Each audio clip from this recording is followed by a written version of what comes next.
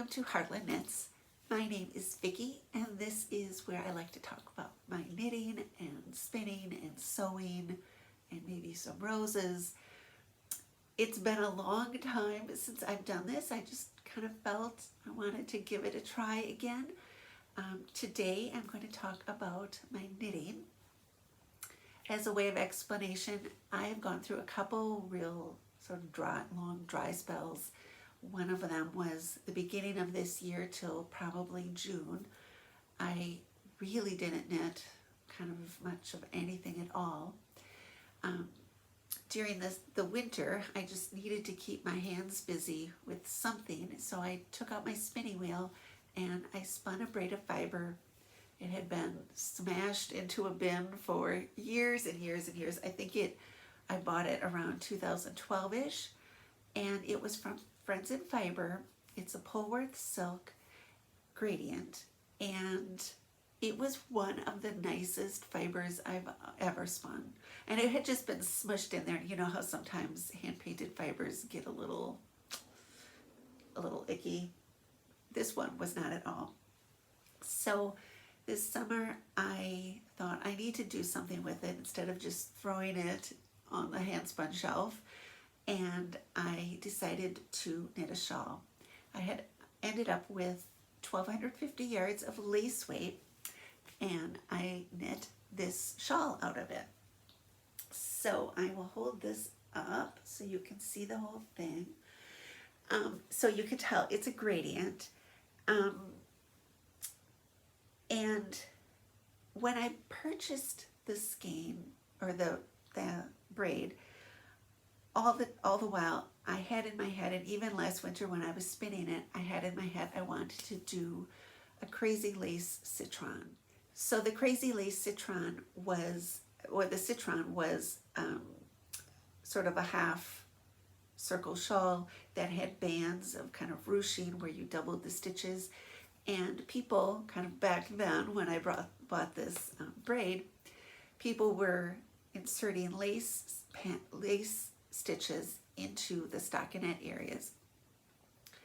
So you'd have a band of stockinette and then a band of sort of ruched where you double the stitches and it would get sort of ruched in, and then you do another band of stockinette.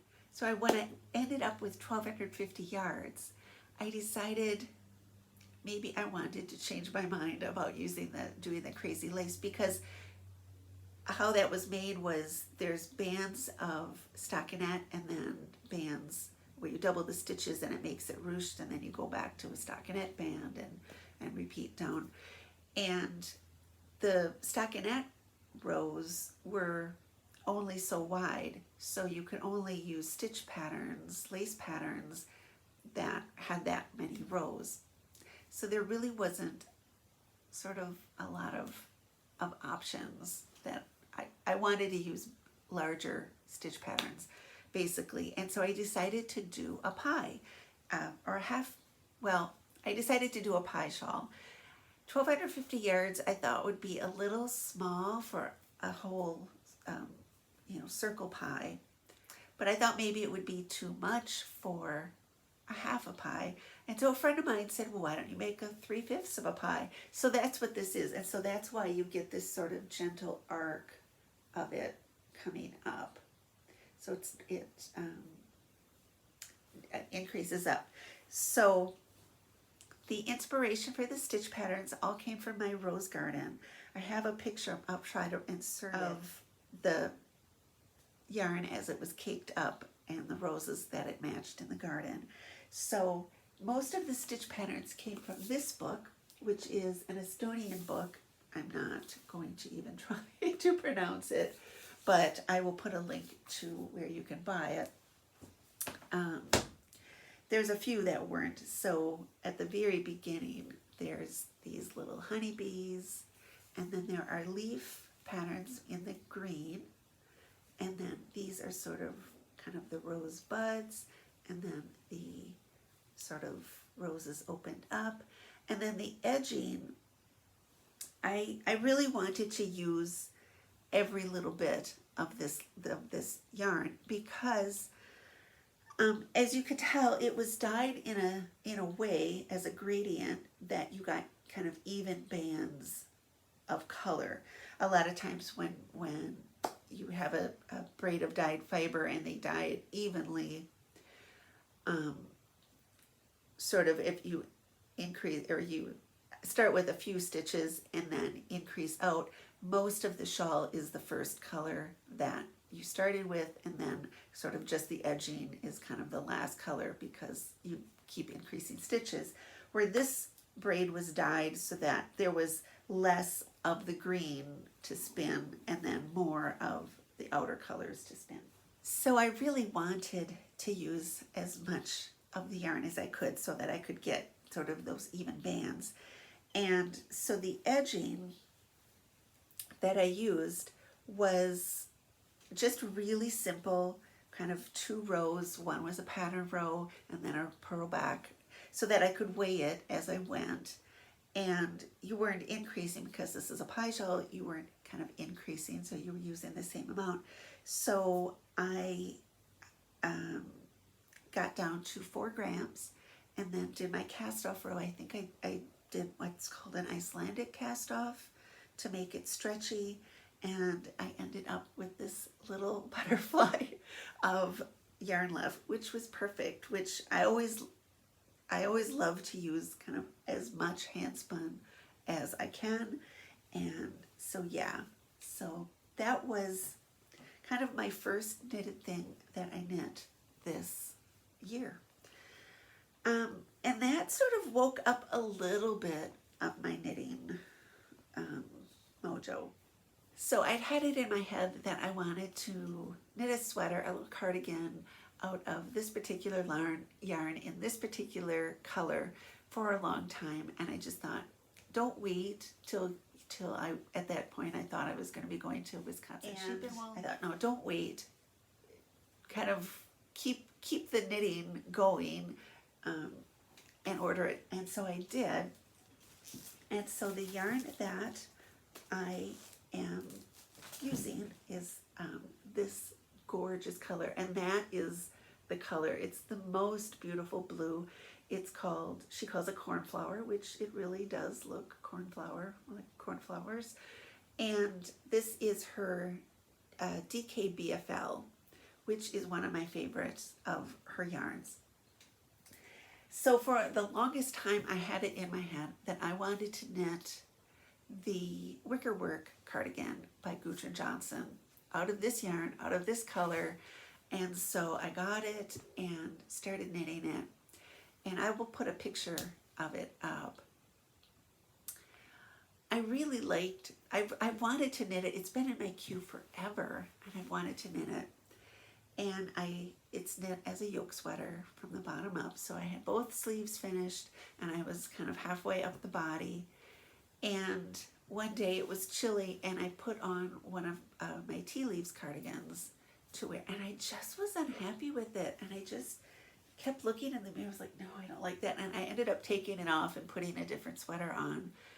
And at that point, I looked at this sweater that I was knitting, which was kind of basically the same thing. It was kind of stockinette body with sort of a textured yoke. Now, why am I knitting another one of these sort of thing? And completely changed, thought, I need to think on this a little bit. And I decided to change my mind, and I'm not doing that sweater anymore. I am doing the Sophie Cardi Cardigan by Jennifer Wood, which I have knit before, and I really like it. And it's a fun little cardigan to knit. So it's and I really liked wearing it. In fact, that's the sweater I put on instead of the tea leaves that day. And I thought, you just need to knit another one of those because it'll look pretty in that. So I'll show you. This is the back of it. It's sort of a saddle shouldered kind of contiguous sleeve method of, and then the front is got that same kind of patterning. And this yarn, just because it's a nice round and it's a BFL, it just makes the cables pop really nicely. As you can tell, I'm alternating a couple skeins. That's why they're all sort of, I had been alternating when I was doing the other one, so they're all sort of broken up into little pieces, so it should be well mixed together. So that is kind of one of the things that I'm knitting on right now, because after years, kind of after I stopped doing the podcast, I knit monogamously for years. And now, after this long break, I want to knit all the things, cast on all the things, and I have cast on quite a few things. I'm only going to show you the two. This blue sweater, I've been trying to knit on this kind of every day. The other thing I'm knitting on is super tiny. So at the time that I was ordering that yarn, I also ordered yarn. I basically ordered this because I was getting a little book from Estonia. And I started looking through their website, and they had these kits for Estonian gloves. And they also they're the ones that publish that lace book, so I bought some lace yarn and stuff. So I ordered a couple of the little glove kits because mittens and gloves are kind of one of my favorite things to knit, and I thought I'm just gonna see, they really weren't that expensive, and I thought if I'm ordering from Estonia, I might as well make it worthwhile. The postage wasn't like completely crazy or anything, and so the first one that I really taken off on. So of course I had to start them because they were ridiculously small needles. So this is how the pattern comes. So these were kits that came with pattern, yarn, and needles. So this is the first one that I picked, which is lace gloves from Pi Shawl Parish. I don't know. I'm sure I'm not pronouncing that right. And this one in particular was a glove found in a museum that they then drew up the pattern for, charted out, and I don't know, it says who the pattern and the charts are by Anu Pink, and the sample was knitted by Malika Mixon, but it doesn't say who translated the instruction into English, but whoever did a fabulous job. It's one of the best like mitten or glove patterns that I've ever made. Yeah, it's just like super clear, so it's just kind of a cardstock, really nice cardstock, and that's the instructions. The big thing that's not in the instructions, they're super clear, and they have some really interesting little like shaping features and things. I'm super excited about them, but the only thing is the pattern doesn't have a gauge. But you know how I feel about, I'm giving them a pass because maybe in Estonia they don't knit to like a gauge, like a number gauge. I don't know. I'm not from there. It does say a couple places with a tight gauge. Maybe that's all they need to know. They do send you quadruple 0 needles, so 40 needles. So that's what I am knitting on. So anyway, this is where I am on my little lace glove. It's super fun. And you can see they send double points. I'm knitting my other one on double points. This one I am using a magic loop, and this is a needle from Haya.